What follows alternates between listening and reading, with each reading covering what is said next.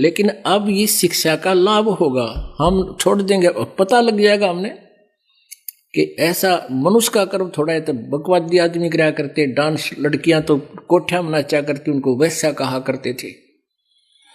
आज सरेआम गलियों में डांस कर रहे हैं, तो ये बुराई बच्चों त्यागनी पड़ेगी, तभी हम देवता बनेंगे। गुरु मानुष कर जानते, ते नर कहिए अंधे, होवे दुखी संसार में, आगे यम के फंदे।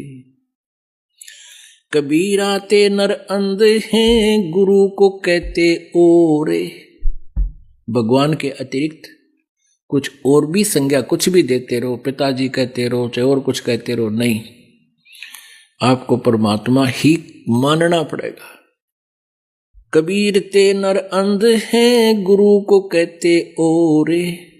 हरि के रूठे ठोर है, गुरु रूठे नहीं ठोरे। कबीर हरि के रूठते, गुरु की शरण में जावे। कह कबीर गुरु रूठत्या, हरि ना होत सहाय। अब क्या बताते हैं कबीर, गुरु से ज्ञान जो लीजिए, शीश दीजिए दाने। भौतक भोंदू बह गए, ये राख जीव अभिमाने। पिया चावै प्रेम रस, और राख्या चावै माने। एक म्यान में दो खड़ग, कदे देखी सुनी ना काने। अब क्या बताते हैं, कहते हैं गुरु से ज्ञान जो लीजिए, उपदेश जब लेते हो गुरु जी से, गीता जी में कहा है कि उस तत्वदर्शी चौथे अध्याय के 34वें श्लोक में, कि वो ज्ञान जो गीता जी अध्याय नंबर 4 के श्लोक नंबर 32 में कहा है कि वो सच्चिदानंद घन ब्रह्म की वाणी में, ब्रह्मणे मुखे में जो उच्चारित है, उसके द्वारा लिखी हुई बोली हुई वाणी, परमात्मा के द्वारा बोली हुई वाणी में विस्तार से कहा गया, उस तत्व ज्ञान को तत्वदर्शी संतों के पास जाकर समझ, उनको दंडवत प्रणाम करने से, प्रणाम लंबा लेट के और कपट छोड़ कर प्रसन्न करने से, वो तत्वदर्शी संत तुझे उस तत्व ज्ञान का उपदेश करेंगे, परमात्म तत्व का। तो यहां कहते हैं गुरु से ज्ञान जो लीजिए, शीश दीजिए दाने। भौतक भोंदू बह गए, भाई राखे जीव अभिमाने। अब शीश कैसे देना होता है, गुरु जी को शीश देने का तात्पर्य है कि गुरु जी की आज्ञा का पालन हो। गुरु जी क्या बताते हैं, जो मर्यादाएं नियम आपको बताए जाते हैं, उनका पालन हो। और कहते हैं शर सौंप्या गुरुदेव को,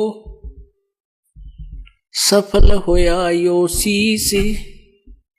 नितानंद इस शीस पर, आप बसे जगदीश। एक संत थे, वो अपने शिष्यों को, जो आश्रम में रहते थे, उनको शिक्षा दिया करते थे। 5-7 शिष्य थे कि भाई गुरु जी के वचन की अवहेलना नहीं होनी चाहिए। भाई जो गुरु वचन पर डट गे, रकट गे फंद 84 के। भाई जो गुरु वचन पर डट गे, रकट गे फंद 84 के। कट गे फंद 84 के, रकट गे फंद 84 के। भाई जो गुरु वचन पर डट गे, रकट गे फंद 84 के। वस्तु मिली ठोड़ की ठोड़, मिट गी मन पापी की दौड़। वस्तु मिली ठोड़ की ठोड़, मिट गी मन पापी की दौड़। भरम मिटे मथुरा काशी के, भरम मिटे मथुरा काशी के। भाई जो गुरु वचन पर डट गे, कट गे फंद 84 के। अब पुण्यात्माओं, ये जितनी ये किसी और भगत का बनाया हुआ किसी संत का उपदेश युक्त शब्द है। तो इससे कहने का भाव यह है कि हमने वो नकली भी जो गुरु होते हैं वो ज्ञान यही दिया करते हैं, पर उनके पास बीज मंत्र ठीक ना होने से संवारा हुआ खेत भी व्यर्थ रहता है। ऐसा ही बनी रही बात अभी तक। तो एक गुरुजी अपने शिष्यों को कहा करता, भाई गुरुजी की आज्ञा का पालन करना शिष्य का परम कर्तव्य होता है, और जो गुरुजी की आज्ञा नहीं पालन करते उनका जीवन व्यर्थ है। ऐसे शिक्षा दे रहा था और 2 मिनट के बाद कहने लगा, भाई शिष्यों मेरी एक आज्ञा का पालन करो। सबने कहा, जो आज्ञा गुरुदेव?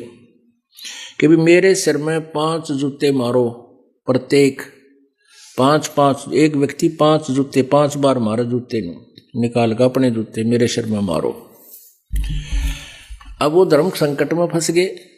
भाई गुरुजी का नहीं आज कर दिया, बर्दाश्त हो गया, फिर तक हद होगी, वह कति गल जाएगा शरीर हमारा। गुरुजी की तरफ हाथ कर दिया, भगवान की तरफ कर दिया। अब गुरुजी का वचन ना माने तो भी बात बिगड़गी। अब नीचे न मुंह कर लिया। गुरुजी बोले रहा बस है।